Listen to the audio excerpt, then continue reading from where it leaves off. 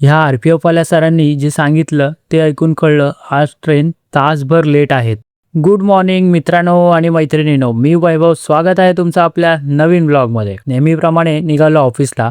आज blog ऑटोमधूनच start केला.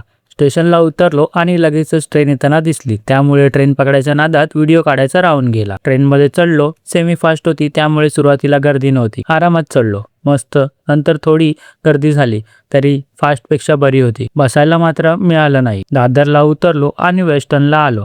प्लॅटफॉर्मवर पोहोचलो तेवढ्या ट्रेन आली आणि आज मस्त विंडो सीट मिळाली. नेहमीच्या स्टेशनला उतरलो आणि चालत चालत पोहोचलो ऑफिसला. मग सुरू झालं रोजचं काम. संध्याकाळ झाली तसा निघालो घरी यायला.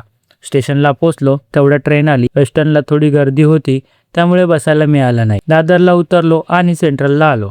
पण ट्रेनचा टाइम बघून अक्षरशः हैराण झालो. घड्याळात किती वाजले होते आणि ट्रेन किती वेळाने येणार होती हे बघून डोकंच फिरलं. तिथे आर-पी-एफवाले दिसले. त्यांना विचारलं तेव्हा कळलं की आज मोटरमॅनचा संप होता.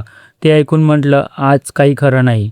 1-2 ट्रेन सोडल्या नंतर कसंबसं चढायला मिळालं. पण गर्दी काय विचारू नका. त्यात फास्ट ट्रेन पण एवढी स्लो चालत होती की फास्ट आहे की स्लो आहे हेच कळत नव्हतं. एकदाचा कसं तरी उतरलो डोंबिवलीला. बाहेर पडताच रिक्षा पकडली आणि पोहोचलो घरी. आज खूप लेट झालं होतं त्यामुळे ब्लॅक कॉफी स्किप करून डायरेक्ट जेवायला बसलो. असा संपला आपला आजचा दिवस. ब्लॉग आवडला असेल तर लाईक, कमेंट आणि शेअर करायला विसरू नका. भेटू उद्या एका नव्या प्रवासात. तोपर्यंत बाय.